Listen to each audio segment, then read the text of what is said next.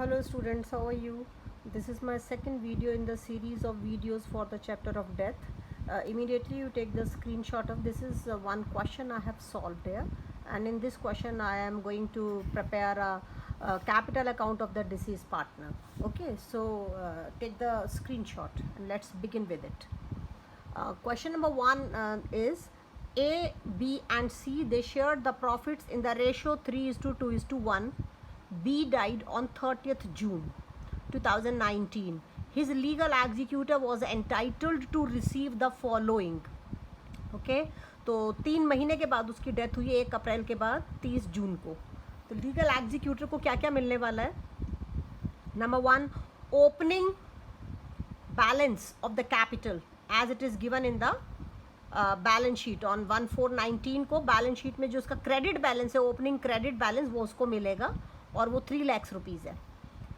दूसरी चीज़ क्या मिलेगी? In the old balance sheet following are given. ये 3 चीज़ें और भी दी हुई हैं पुरानी बैलेंस शीट में. WCR workman compensation reserve, P&L debit balance दिया हुआ है और गुडविल भी दी हुई है पुरानी बैलेंस शीट में 1,20,000.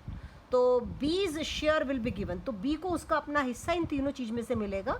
WCR जब डिस्ट्रीब्यूट होगा तो बी के कैपिटल अकाउंट के क्रेडिट में जाएगा और P&L डेबिट बैलेंस और गुडविल जब ये दोनों राइट ऑफ होंगे तो ये बी के कैपिटल अकाउंट के डेबिट में आएगा. तो उसको अपना 2/6 हिस्सा मिलेगा. इनके रेशियो देखिए 3:2:1 है. तो बी को मिलेगा 2/6, मतलब 1/3 मिलेगा इन सब का.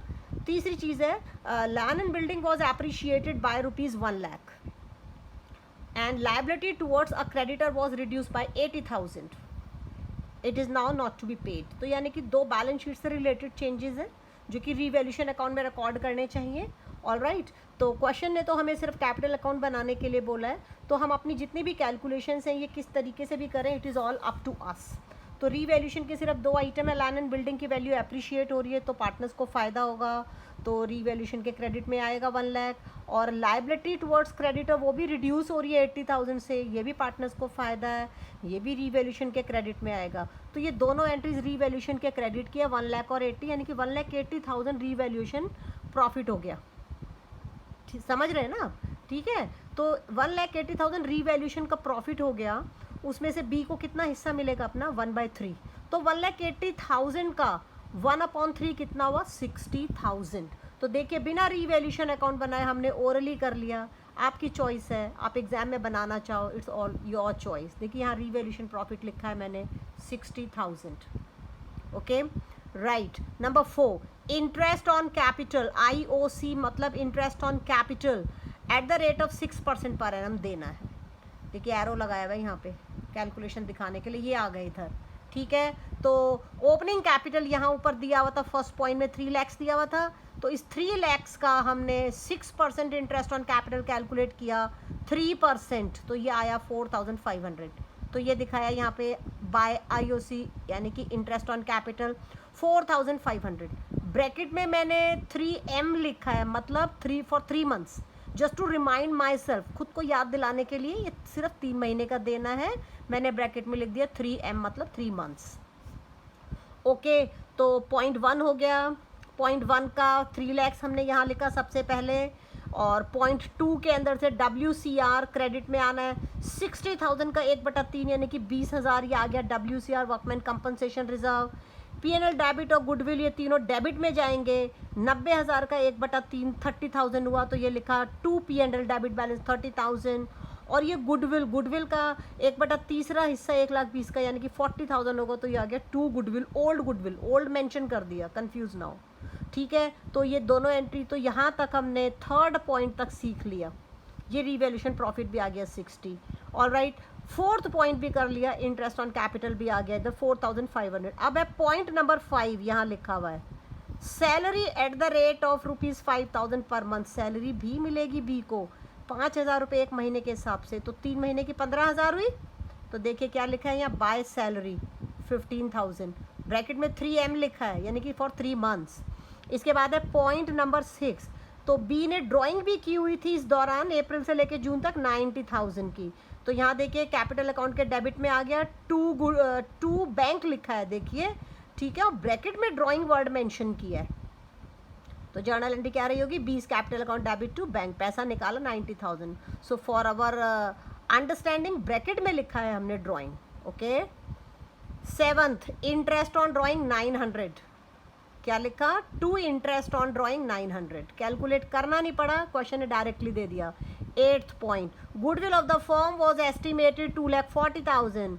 फर्म की न्यू गुडविल जो एस्टिमेट की गई है 2,40,000. ठीक है, तो 2,40,000 एस्टिमेट की गई है. स्टूडेंट्स क्योंकि ये सिर्फ 4 या 6 नंबर का क्वेश्चन आता है तो सिर्फ वो हमसे बोलते हैं कि कैपिटल अकाउंट बनाओ और एग्जीक्यूटर अकाउंट. बाकी जितने भी वर्किंग नोट है, रेशियो वगैरह, उसके कोई मार्क्स नहीं होते. तो आप भी उन सब के बिना ओरली क्वेश्चन को समझने की कोशिश कीजिए. क्या समझना है ये देखिए. ओल्ड रेशियो है 3:2:1. न्यू रेशियो क्या होगी पूरे क्वेश्चन में कहीं नहीं लिखा, तो अंडरस्टूड है बी की डेथ के बाद ए और सी की जो न्यू रेशियो होगी 3:1. उनकी ओल्ड भी 3:1 है और न्यू भी 3:1 है, तो गेनिंग रेशियो भी इनकी 3:1 होगी. याद रखिए, समझ आ गया. गेनिंग भी 3:1 कहीं नहीं लिखा मैंने, लेकिन मुझे पता है, हमें पता होना चाहिए 3:2. हाँ, अगर क्वेश्चन पूछे कि what will be the gaining ratio, तो हमें कैलकुलेट करके शो करना होगा, उसके मार्क्स मिलेंगे.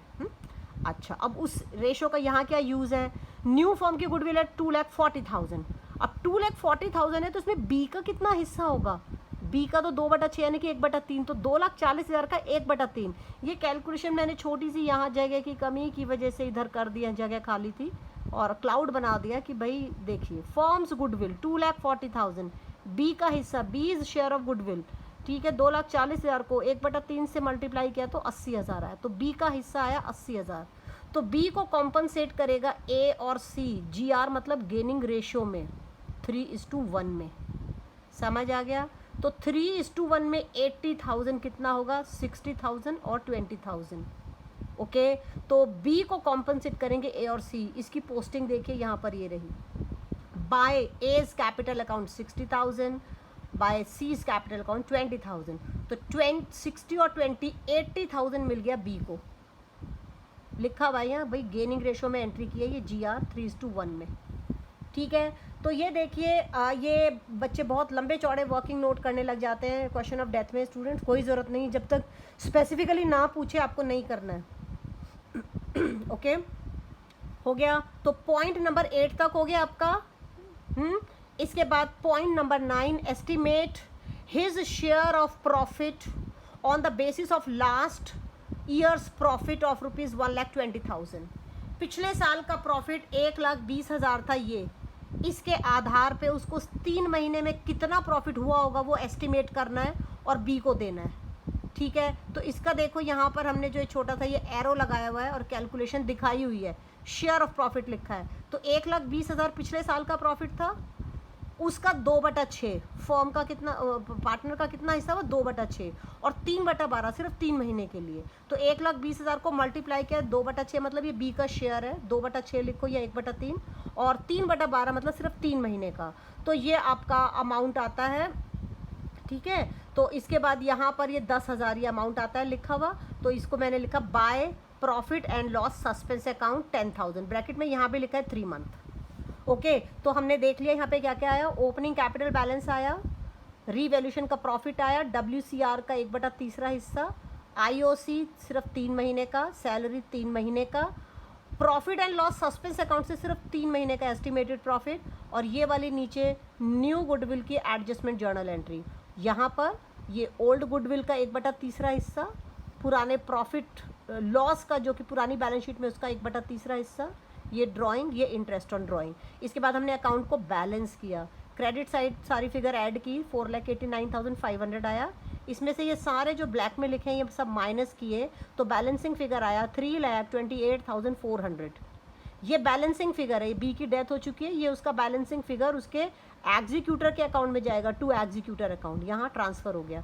नीचे बना है इसका executor account, B is legal executor account on 30th June. 30th जून को, यहाँ भी 30th जून है, यहाँ भी 30th जून. 30th जून को ये बना. तो यहाँ पर जो है मैंने लिखा बाय बीज कैपिटल अकाउंट 3,28,400 आया. ठीक है student, you can not see the entire question. इसके अंदर मैंने लास्ट में एक सिचुएशन अज्यूम की थी जब क्लास में पढ़ाया कि पार्टनर को जो है 2 लाख रुपए उसके लोन में ट्रांसफ़र कर दिया एग्जीक्यूटर के, और बाकी QC पेमेंट उसी समय कर दी है। तो इस, हाँ ध्यान से सुनिए, 2 लाख रुपीज़ एग्जीक्यूटर के लोन अकाउंट में ट्रांसफ़र किए हैं और बाकी का बैलेंस उसको इमीडिएटली बैंक के थ्रू पे कर दिया। ये इंस्ट्रक्शन मैंने दिया था क्लास में। तो उसके अकॉर्डिंग टू बैंक 1,28,400 पे कर दिया और 2 लाख उसके लोन अकाउंट में ट्रांसफ़र कर दिया to executors loan account. Okay, I hope आपको समझ आया होगा।